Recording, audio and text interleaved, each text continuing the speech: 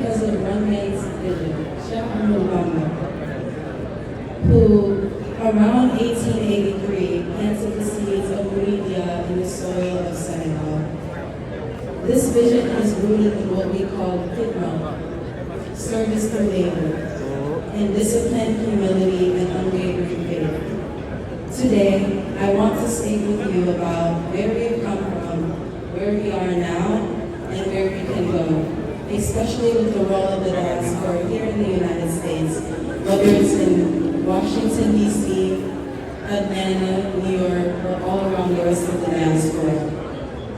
Finally, I also want to share my hopes for the future and how the next generation of youth can lead us there. First, I want to talk a little bit about khidma. Sokhna Amsatou Mbacke would say, work as if you will never die, worship as if you will not tomorrow. Again, Sokhna Amsatou Mbacke would say, work as if you will never die, and worship as if you will die tomorrow.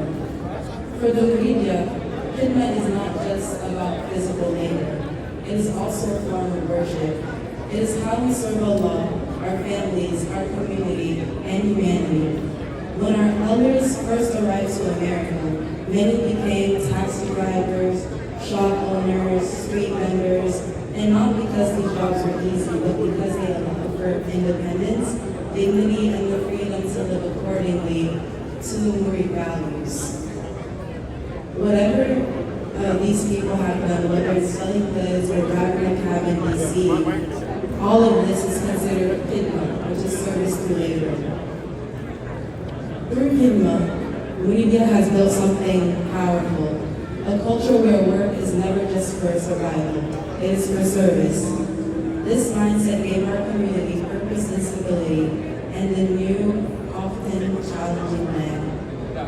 And just like the Black Panther Party, for those who do not know what the Black Panther Party, they are a political organization that would advocate for the self-determination of Black communities in America, particularly against systemic oppression. So through the Black Panther Party's community survival programs, they would offer free breakfast to African Americans, health clinics, legal aid, back in the 1980s where a lot of Black people didn't have opportunities and would go through a lot of socioeconomic disparities. So I like to call the media the Black Panther Party of the diaspora, because whenever there's need, whether it's feeding, housing, education, and protecting our people, they're there. I would also like to touch upon the development of the media in America and around the diaspora. Our development has always been tied to solidarity, mutual aid. It's not charity, and I was asking my dad earlier with how you actually call it, but I think it's ayman, which is selfless giving, rooted in the Quran. For example, Sokhna Amsatou Mbacke. Think of all the Muslim TOUBAs all around America, whether it's in New York, in Atlanta, and even St. Louis, we recently got a Muslim TOUBA there. A new immigrant can arrive with nothing but faith. All he has to do is come to America with his faith. He'll find shelter, food, and work through the dairas that are networked all around these Muslim TOUBAs. The same spirit was present during the Ferguson uprising, which for those of you that do not know, in 2014, Michael Brown was shot and killed in St. Louis, Missouri.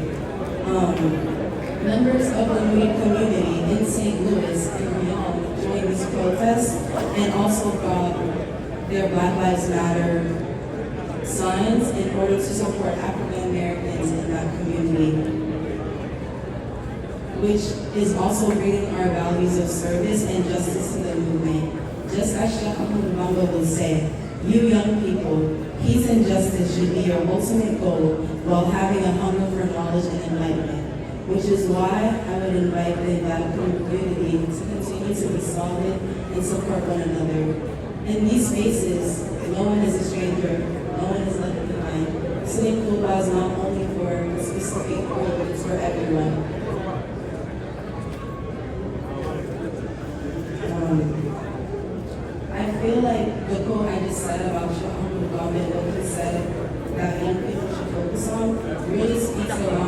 generations and continents.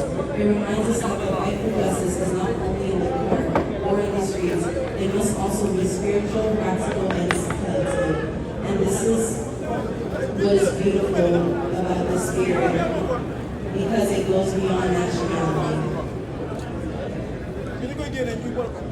So I say all this just to say that media has always been considered a home away from home for many people, no matter where you're from.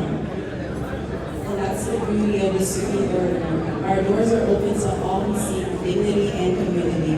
As long as we protect our spirit, media will remain not only a religious order, also one of the most effective and enduring systems of Black diaspora survival in the world today.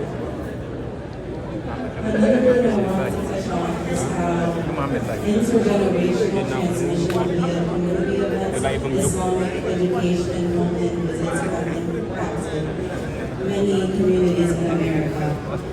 And on that topic, we can talk about foundation ship. I feel like FONCA is one of the biggest examples of our transnational strength, because from here in North America, FONCA has helped fund mosques, schools, and hospitals, even in Senegal. And it's not about just sending money or putting money into it, it's also about maintaining the spiritual and cultural bridge between TOUBA and the diaspora, having TOUBA in the diaspora.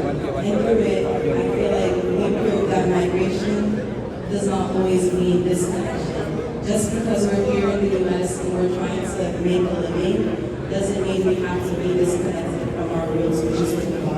We should be bringing TOUBA wherever we are. And I feel like places like Washington, D.C. and New York have done an amazing job at trying to do that and integrating with their communities. In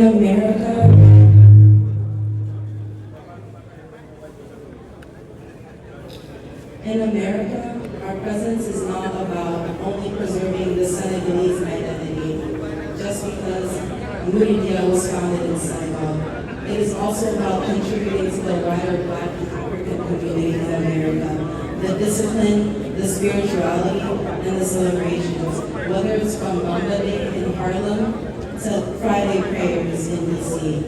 Many brothers and sisters from the African American community have been brought into Islam because of peace. And there's a truth that we must never forget.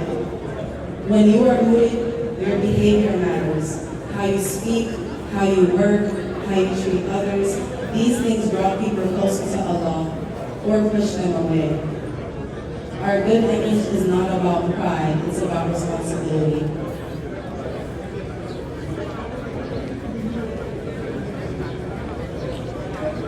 Looking into the future, we have built so much, and we can build much more. As we know, millions of dollars are sent to Senegal in remittances. And I believe that many things are within our reach. I talked about this to a couple of Julie last night, like a couple of candidates, and one of them actually brought up the idea of why don't we have a money bank, like a bank, the community, since there's so much money being sent to Senegal.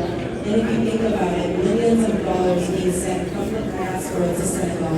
If we organize these remittances through our own financial institution, we could fund businesses for the youth, we could have a sustainable development, and keep folks circulating within the community.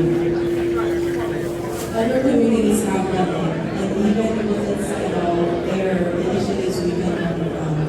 I feel like this is a part of a larger strategy of what we call transnational resistance, where our remittances, whether it's from the group chats in WhatsApp in order to collect money, and youth trips to Senegal, they're not just cultural acts, but also powerful tools against the criminalization of migrant identity. Now I really wanted to talk to the young kids out there, the youth. I wanted to address the young people, the youth, the people my age. This part is for you guys.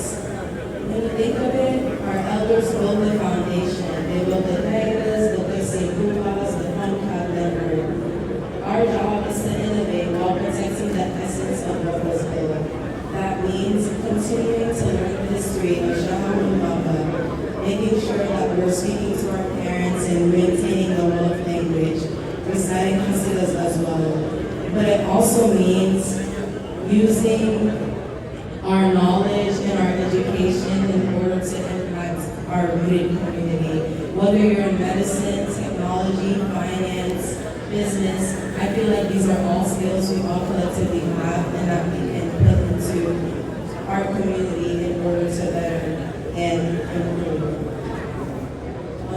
Especially with the use of social media, I feel like it can be misused a lot of times, but if you're I think it would be a good thing to continue. And above all, leading with akhlaq, with character, so that when people see you, they see Islam at its best. Murida began with the vision in 1883, but today it lives all around the diaspora. It lives wherever there is hikmah, wherever there is solidarity, wherever there is a heart connected to TOUBA. Our task is to make sure that in 200 years from now, people will look back and say they can read the Magal, they built something that lasted. May Allah guide our steps, protect our unity, and bless our work. Wassalamu alaikum.